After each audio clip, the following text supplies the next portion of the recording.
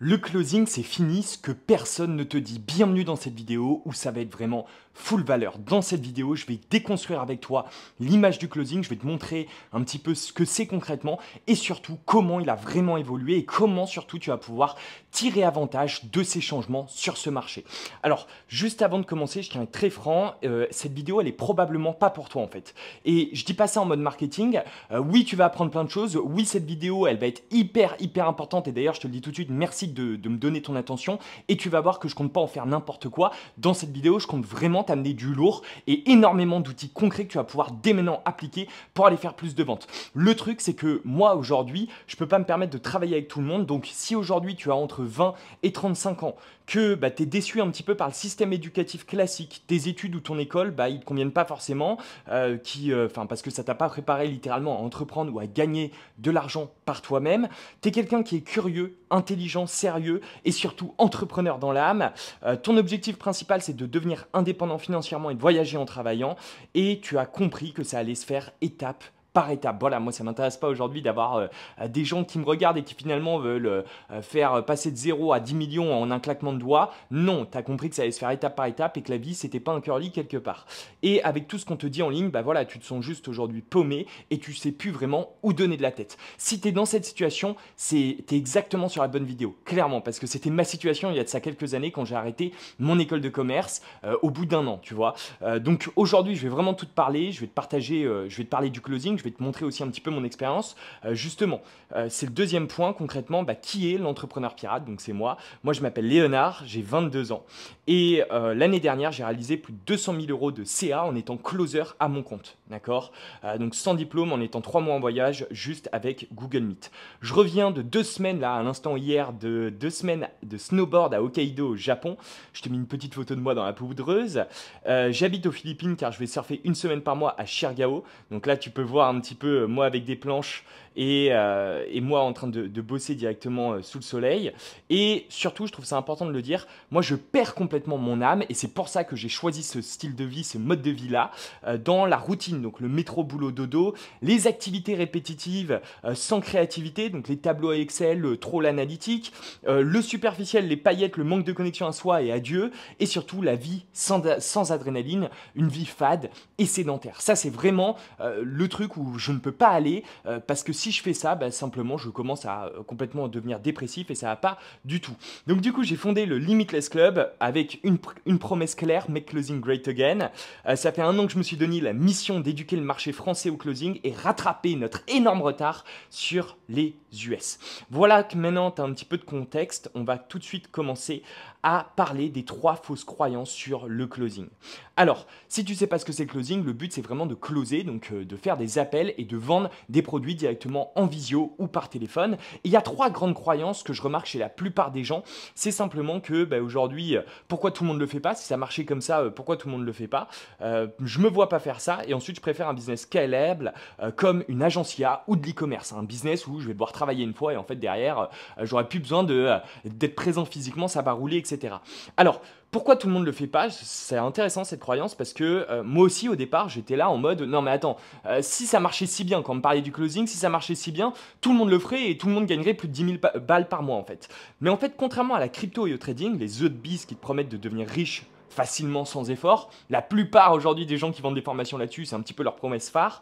Le closing, faut vraiment bosser pour devenir bon là-dedans. C'est une compétence avec toi, donc c'est toi qui dois être là physiquement et tu dois t'y mettre. Donc déjà, tu as une grosse partie des gens qui veulent un petit peu croire aux rêves, qui veulent un peu se laisser séduire par le chant des sirènes, qui vont être éliminés. Et ensuite, ceux qui s'accrochent gagnent leur vie. Les autres abandonnent et disent que ça marche pas car ils ne sont pas allés au bout.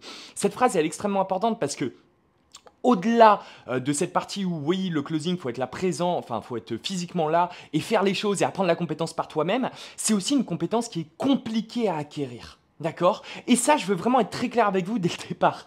Aujourd'hui, 100% des gens qui se lancent dans le closing, il y en aura peut-être 10-20% qui vont réellement s'accrocher, qui vont réellement aller au bout, qui vont réellement accepter le nombre de refus nécessaires pour ensuite devenir bon dans cette compétence jusqu'à réellement réussir à gagner leur vie avec cette compétence. Donc voilà, ça c'est important. Tout le monde ne le fait pas parce que c'est compliqué, parce que c'est difficile et parce que surtout, ça ne te promet pas de devenir riche en un claquement de doigts. Ensuite, je ne me vois pas faire ça. Alors, quand il y a cette croyance, tu vois, de se dire ah ouais mais attends moi je me vois pas vendre comme ça au téléphone et tout, c'est dû à deux choses. La première chose c'est une perception erronée du closing, de la vente, et la deuxième chose c'est on s'imagine mal dans le rôle de vendeur, dans le rôle de closer. Donc une perception erronée, ça je peux pas t'en vouloir parce que aujourd'hui en France on a une perception mauvaise de la vente, vendeur de tapis, voilà, tout de suite on se dit que la vente c'est essayer de grappiller de l'argent etc. Et avec la culture négative de l'argent ça nous aide pas forcément. Mais la réalité, c'est que dans le closing, dans mon closing, celui que j'enseigne, il n'y a pas de forcing. C'est vraiment juste de la psychologie. J'ai appelé ça le no bullshit closing, donc c'est mon type de closing que j'enseigne, où en fait, si tu veux, on est neutre. C'est juste notre job dans lequel notre but, c'est de vendre. Point. Ça s'arrête là. On n'est pas là pour essayer d'aller faire des fioritures ou quoi. Non, notre but, c'est de venir en appel, de vendre, récupérer notre commission. Ça s'arrête là. C'est pour ça d'ailleurs que j'ai appelé ça le no bullshit closing, donc du closing sans bullshit, sans blabla. Le bullshit, c'est quoi? C'est un petit peu des fioritures, c'est un petit peu ce qui est superficiel quelque part. Ensuite, soit tu t'imagines mal dans le rôle de closer, donc là c'est un gros problème.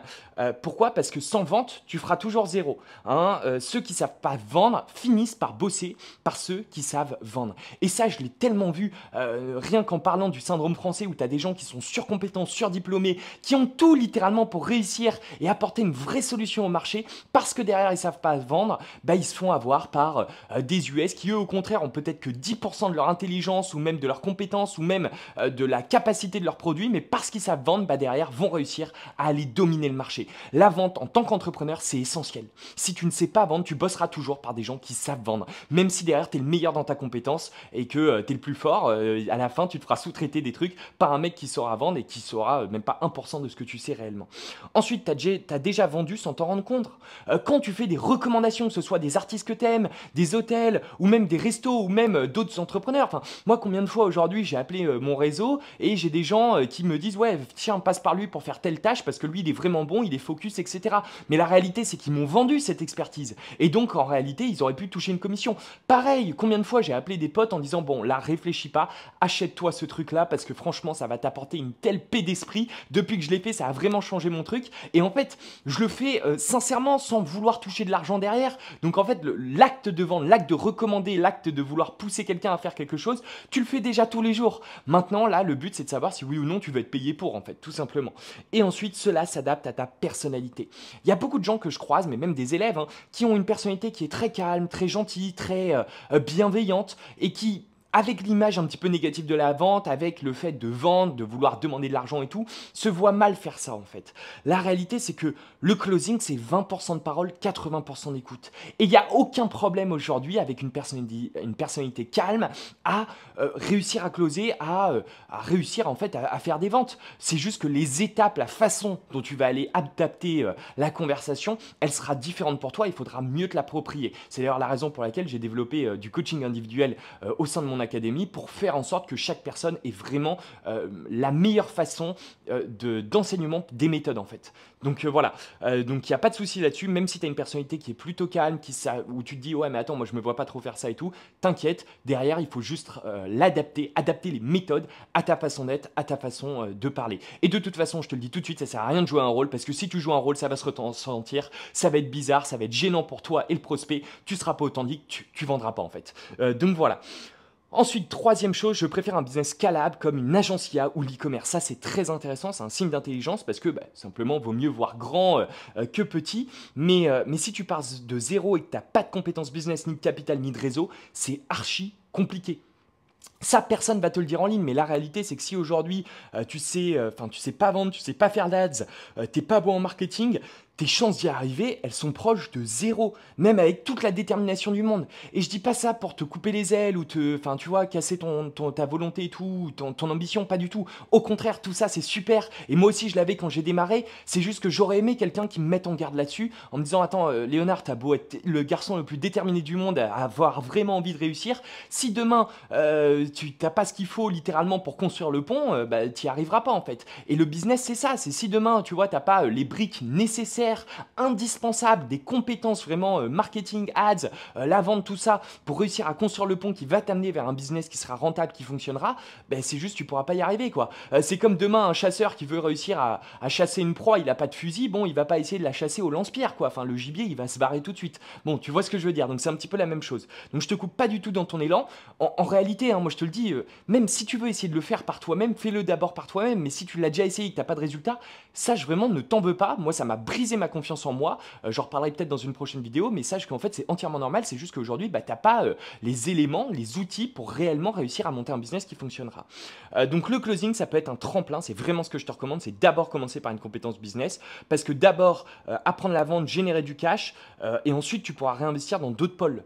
Ça j'en parle, hein, mais vraiment le closing, moi c'est la base de toutes mes activités aujourd'hui que j'ai dans ma carrière. Pourquoi? Parce que j'ai toujours commencé par vendre le produit et ensuite derrière vendre des services ou m'associer avec différentes personnes en tant qu'apporteur d'affaires pour réussir ensuite à toucher des commissions. Mais tu vois, toujours, toute ma carrière est centrée sur la vente et ça a toujours commencé comme ça. Et c'est parce que j'ai commencé à apprendre cette compétence que je suis devenu une personne à haute valeur ajoutée et que d'autres personnes derrière ont voulu travailler avec moi.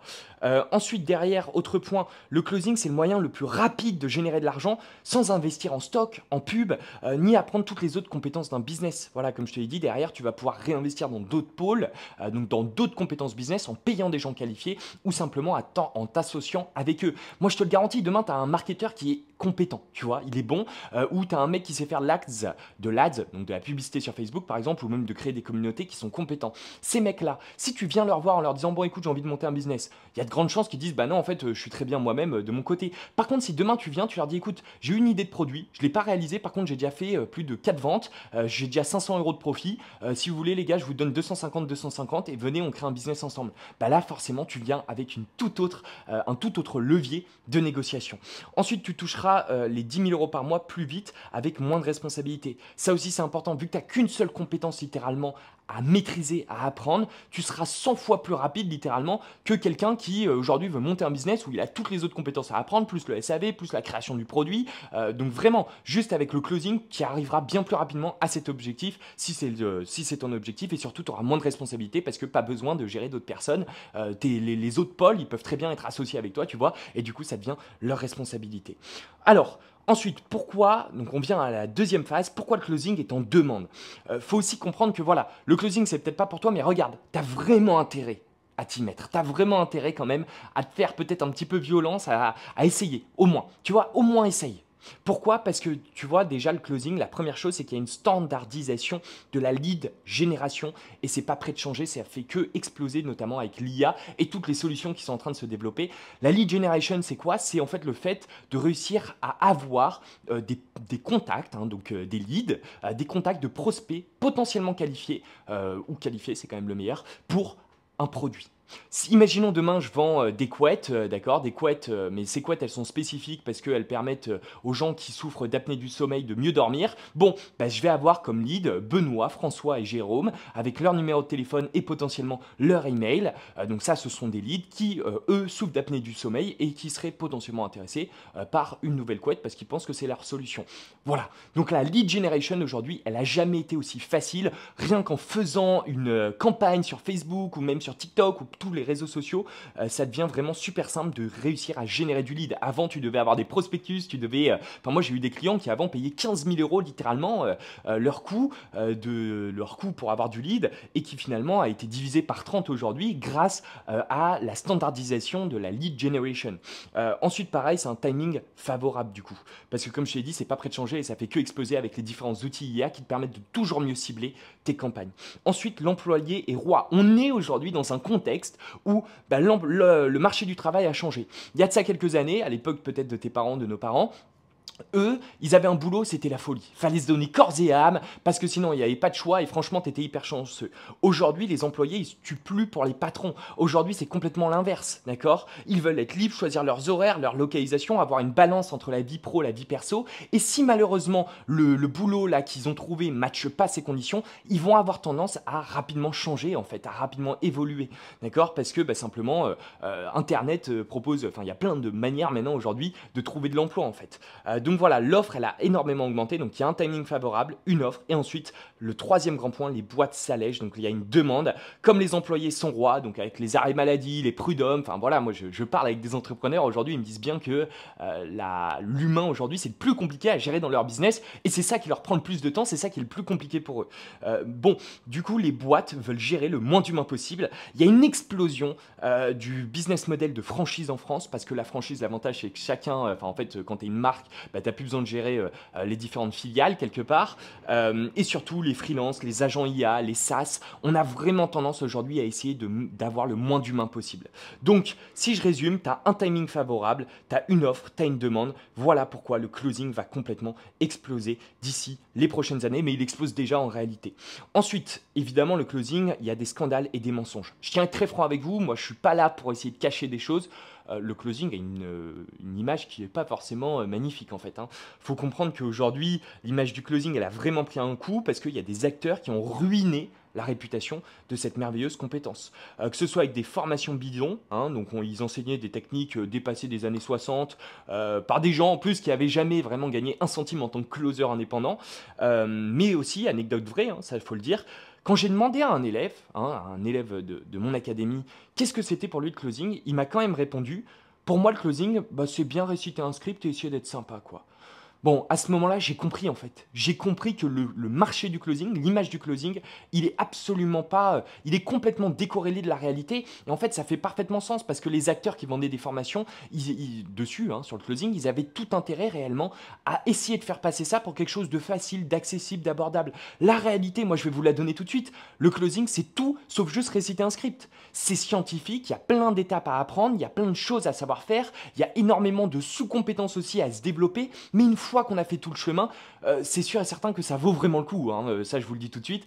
C'est juste incroyable parce que derrière, tu as une compétence qui te permet de gagner de l'argent. Qui plus est, plus que 3, 4, 5, enfin les meilleurs closers aujourd'hui, ils sont entre 10 et 15 000 euros. Et ensuite, derrière, ils peuvent se développer autrement avec d'autres verticales parce qu'il y a plein de façons, comme je l'ai dit tout à l'heure, de monter des boîtes juste en sachant closer. Mais le point, il est là. C'est que une fois que, avant de réussir à atteindre ces résultats-là, il y a quand même du temps, il y a quand même il y a beaucoup de choses, il y a beaucoup de changements à opérer. C'est quand même un boulot, et ce boulot, il faut le manger, il faut le faire en fait, parce qu'il ne va pas se faire tout seul, et c'est compliqué. Vraiment, je tiens à le dire, c'est compliqué, il faut être déterminé, il faut avoir envie de le faire. Ensuite, il y a eu des pyramides de Ponzi qui ont été faites. Oh bon, là, franchement, c'est vraiment incroyable. C'était le serpent qui se mordait la queue, c'est des formations où, voilà, c'est des gens, ils vendaient des formations closing, mais le seul moyen pour les élèves de rentabiliser cette formation closing, c'était de, à leur tour, trouver des élèves pour cette même formation closing, et derrière, ils touchaient une commission sur leur vente. Je sais pas si c'est bien clair, mais en gros, c'est une pyramide de Ponzi. C'est voilà, un mec qui vend une formation closing, il demande à son élève, le mec qui a acheté, bah tiens, tu veux rentabiliser, vends des formations aussi closing pour moi, quoi. Et donc, littéralement, c'est complètement une pyramide. Et ensuite, des contrats fantômes où tu as des gens qui ont clairement dit à leurs élèves, écoute, achète ma formation, derrière, je vais te placer dessus, tu auras un job forcément en tant que closer. La réalité, c'est que derrière, il n'y avait absolument rien. Donc voilà, des promesses de trouver des contrats pour closer facilement, alors que pas du tout. C'est archi difficile quand tu as zéro crédibilité. Bon, ça, c'est plutôt une deuxième chose où tu as des gens qui vendent une formation closing et qui disent aux gens, oui, t'inquiète, une fois que tu seras closé, le marché est déjà en demande, etc. Non, mais attends, le marché est déjà en demande pour des closers compétents, pour des closers derrière qui savent vendre. Aujourd'hui, je connais aucun entrepreneur qui est capable de mettre dans les mains d'un débutant, littéralement, le closing, en fait, simplement parce que la partie sales aujourd'hui, c'est la partie la plus importante du business. C'est ça qui fait rentrer de l'argent. Donc, si elle s'écroule, si tu mets un plombier à la partie sales qui a jamais fait de closing de sa vie, ton business il va complètement s'écrouler. Donc je connais aucun entrepreneur qui est capable de donner à des closers débutants, j'en perds mon latin, cette partie sales en fait. Tu vois ce que je veux dire? Donc c'est pour ça qu'il faut, être très vigilant à ce niveau-là. J'en perds mon latin. Voilà. Évidemment, je dis ça pourquoi? Parce que nous, au sein de l'académie, l'avantage, de l'académie de mon école de closing, l'avantage c'est que nous on a des contrats partenaires où derrière ils savent en fait. Et ils savent que derrière je vais mettre des gens qui ont déjà appris le closing en théorie, mais avant de les placer dessus, je les envoie pas au casse-pipe. Ils ont plein de coaching, il y a derrière vraiment des contrats-tests qu'on les fait passer avant de les mettre vraiment sur de vrais contrats. Tu vois, c'est pour t'expliquer aussi un petit peu comment j'ai pallié à ces soucis au sein de mon école. Résultat, des centaines de personnes se retrouvent sur la touche, mal formées, sans débouché, donc sans contrat, et avec une perte sèche d'argent. Je sais pas pourquoi on a mis sec, mais une perte sèche d'argent. Pourquoi? Parce que bah, derrière, ils ont investi de l'argent pour apprendre cette compétence, mais finalement derrière il n'y a pas de débouché, ils se retrouvent un petit peu bloqués. Allez, juste avant de passer à la suite, réserve un call avec un membre de mes équipes. Si bah, tu as entre 20 et 35 ans, tu as au minimum 2 à 3 heures par jour de libre, entre 9h et 18h évidemment. Si tu as des horaires disponibles à 23h, je suis désolé, malheureusement les gens ne vont pas forcément répondre et ce sera très compliqué pour toi de t'exercer. Et surtout que tu veux travailler et ton objectif principal c'est de bien gagner ta vie en voyageant. Voilà, j'insiste là-dessus, tu veux travailler, ça c'est important. Moi aujourd'hui, j'ai la chance quelque part de pouvoir refuser mes clients, ça m'intéresse pas d'avoir des gens qui veulent juste gagner de l'argent sans rien faire facilement, un petit peu à la manière du copy trading ou de la crypto. Ça malheureusement, on va pas savoir vous aider, on sera très mauvais et vraiment ça va pas marcher, ça va pas match. Donc voilà, si tu es sérieux et que tu veux juste une compétence fiable sur laquelle tu vas pouvoir vraiment te reposer pour réussir à aller travailler en voyageant, c'est pour toi, réserve le call, le lien est juste en dessous dans la description. Alors, le closing traditionnel. La définition, c'est quoi? C'est pour moi, le closing traditionnel, c'est un script pompeux. Voilà, 2-3 réponses toutes faites pour lever les objections, 1 ou 2 phrases magiques pour clôturer la vente. Quand je parle de phrases magiques, c'est des phrases toutes faites que les closers doivent apprendre par cœur et derrière réciter pour faire en sorte de closer. Et ouais, clairement, le closing aujourd'hui traditionnel tel qu'il est enseigné sur le marché, il casse pas 3 pattes à un carnard. Et je dis pas ça pour critiquer, franchement je vais le dire, hein, il y a quand même aujourd'hui sur le marché, je le vois, des gens qui ont l'intention sincère vraiment d'apprendre le closing et c'est bien fait, c'est bien amené, mais quelque part je trouve que c'est pas forcément le plus optimisé, d'accord? Après c'est que ma vision, peut-être que je me trompe, peut-être que j'ai raison, mais c'est que ma vision. Le problème en fait de la plupart des gens qui enseignent le closing sur le closing traditionnel, c'est qu'on reste en surface de la vente. Et du coup, il y a énormément de paramètres qui nous échappent, ce qui rend vraiment la vente quelque part un peu aléatoire. Tu vois ce que je veux dire? Donc, une opinion impopulaire, en France, on a peur de vendre. Voilà, je te le disais tout à l'heure, arrête de faire ton vendeur de tapis, c'est une mauvaise image. On essaye d'être ami, conseiller du prospect, jamais de la confrontation. Du coup, la vente se base sur du sable et à la fin, on close pas. Parce que, pour réfléchir 2 secondes, ça peut pas marcher comme ça. Une vente, c'est quoi? C'est une succession de changements de croyances. Demain, on va dire que, voilà, demain, on va dire que je pense que, enfin, je vends des pince-nez, tu vois, pour les nageurs. Le mec, il me dit non, non, j'en ai pas besoin. Hop, déjà, je dois lui montrer en quoi mon pince-nez, il est intéressant enfin, il est intéressant pour lui, pour éviter d'avoir des bulles dans son nez, quoi. Deuxième grande chose, je dois lui montrer que mon pince-nez, c'est le plus efficace du marché et qui marche réellement parce qu'il a tel truc. Troisième chose, je dois lui montrer comment ça va booster ses performances, etc.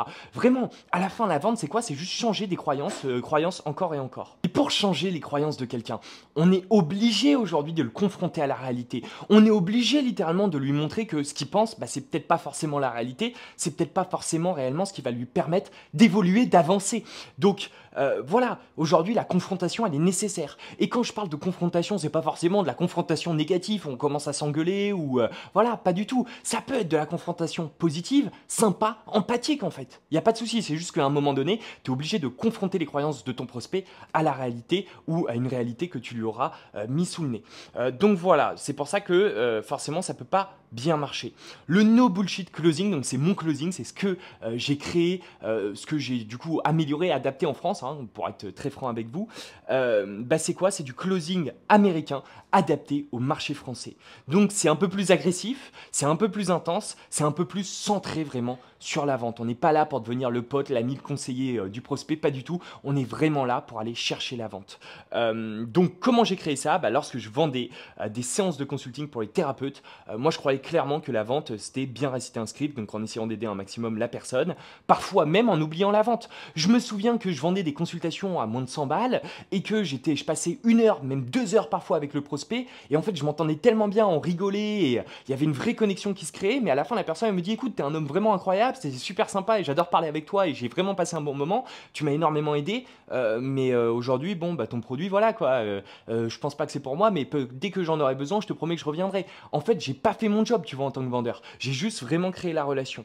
Donc voilà, jamais de désaccord et répondre calmement aux objections. Sauf que si derrière, tu n'as pas changé les croyances, bah, c'est très compliqué quand il y aura des objections de réellement réussir à rebondir en fait.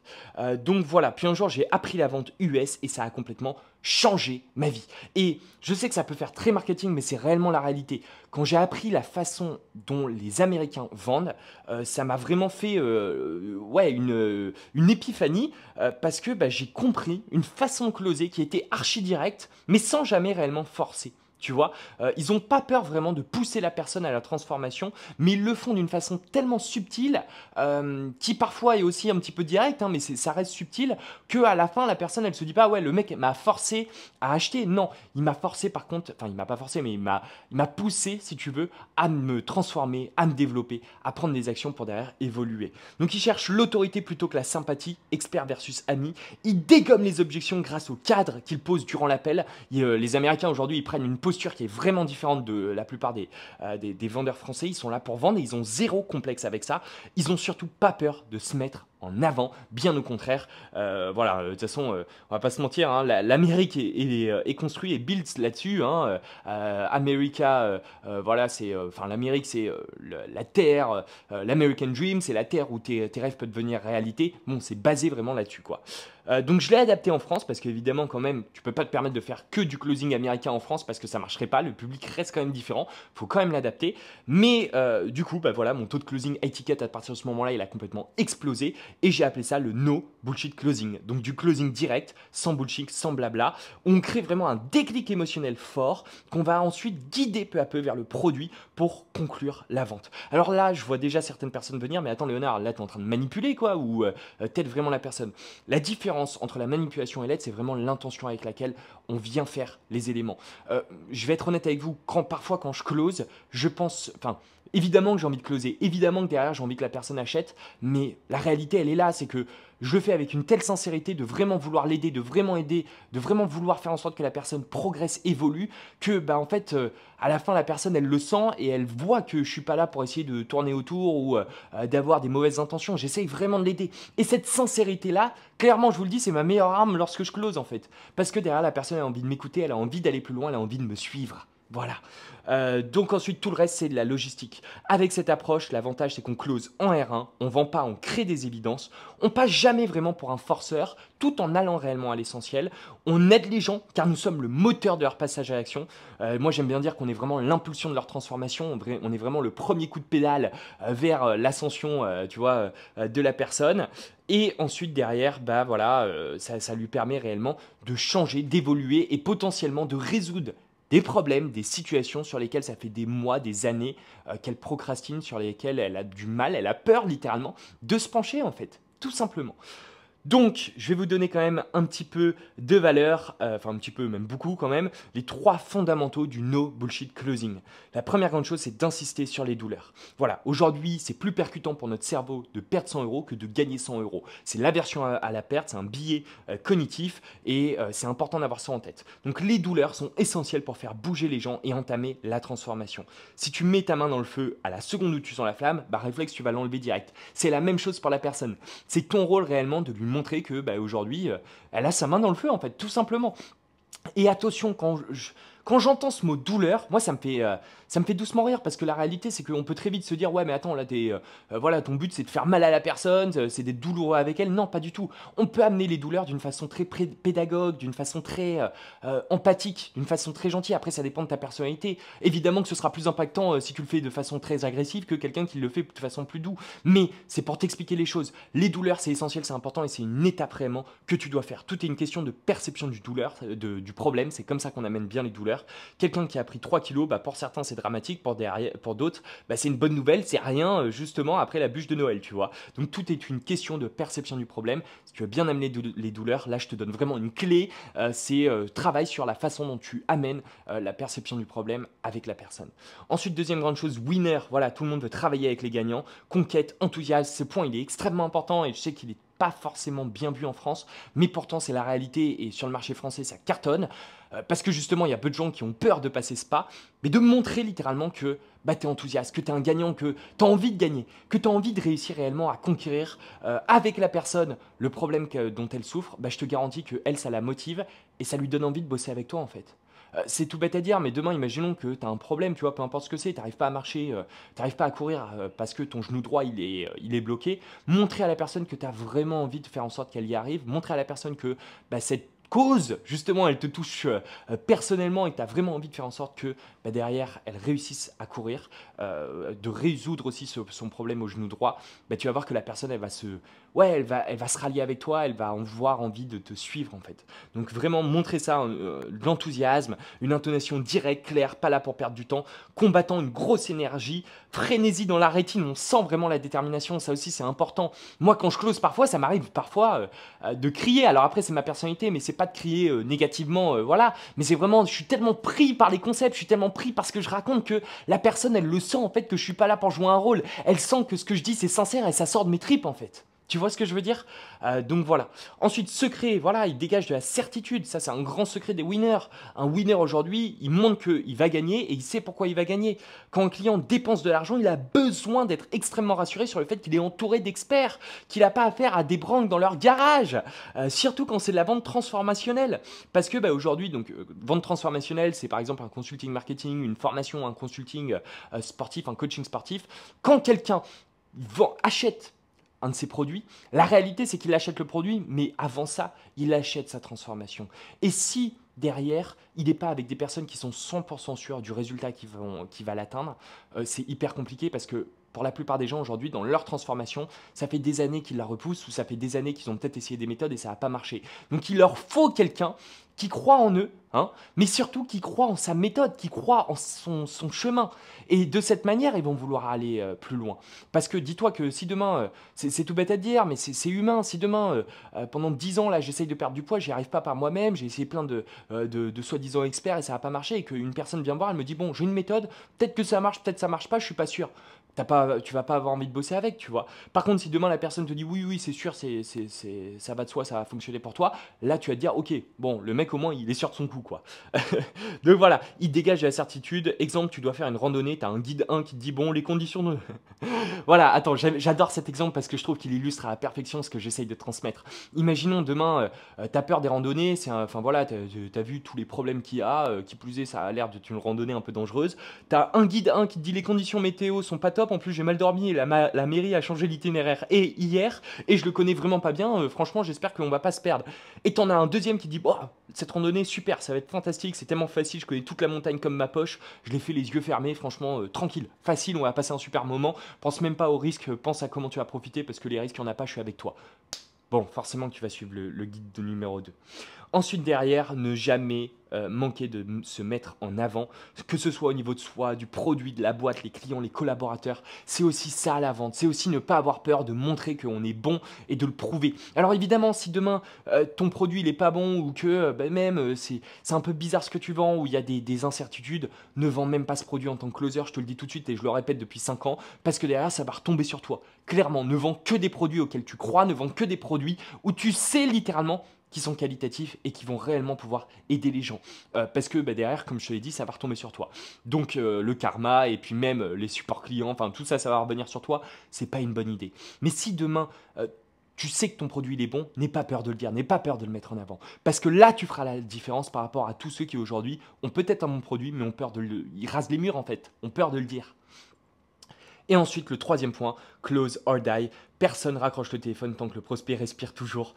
Bon, là, j'ai mis une phrase un petit peu plus à l'américaine, mais je trouve ça aussi important parce que c'est aussi la bonne mentalité qu'il faut avoir. Quand tu closes, tu as envie de closer et il faut que ça sente, faut que ça s'entende en fait. Il n'y a pas de R2, on close à la fin de l'appel, point. On prend la responsabilité à 100%. Le closing, c'est juste une conversation dans laquelle on doit enchaîner les bonnes informations pour que la seule issue soit une win, soit un oui, soit oui, je marche avec toi en fait. On refuse systématiquement le non. Le non, c'est qu'une réponse provisoire car j'ai pas assez d'informations pour que te dire oui. Ça, c'est important. C'est quand le prospect te dit non, en fait, c'est ça qu'il pense. Donc, c'est ton rôle derrière d'adapter le deal ou de travailler sur ce qui bloque, vraiment de trouver une solution pour derrière aller signer. D'où l'importance d'avoir cette mentalité de réellement vouloir closer. Parce que si tu veux pas vraiment closer, que tu veux closer qu'à 10%, à la fin la personne elle va te dire non, tu vas lui dire ok bon on se revoit dans 10 ans, mais en fait ça marchera pas. Alors que si tu veux closer à 100%, que tu sais que tu n'as pas le choix, que tu prends à 100% la responsabilité du closing et surtout que tu donnes à 2 millions de pourcents parce que tu sais que tu en as besoin de ce closing, je te garantis que tu lâcheras pas et que tu iras au bout jusqu'à temps qu'il y ait la signature. Et ensuite on embrasse les objections et on les transforme pour clôturer plus vite la vente. Ça aussi c'est un gros principe du no bullshit closing. Une objection c'est pas un obstacle, pas du tout, c'est un tremplin, d'accord? 99% des objections proviennent de ces 3 doutes émotionnels. Est-ce que le produit va marcher? Est-ce que ça va vraiment me permettre d'atteindre mes objectifs? Est-ce que ça va vraiment marcher pour moi? Donc là, il y a des doutes sur soi, sur la confiance en elle ou des doutes sur la situation. Elle vient de perdre son mari, par exemple, d'accord, sur le contexte du prospect. Donc voilà, j'espère que tu as aimé cette carte mentale. C'est tout pour cette grosse vidéo. J'espère que tu as pris des notes. Et si tu veux en savoir plus du coup sur le closing, que tu veux en savoir plus sur le no bullshit closing, clique sur le lien juste en dessous. A tout de suite de l'autre côté. J'espère vraiment que vous avez aimé cette vidéo.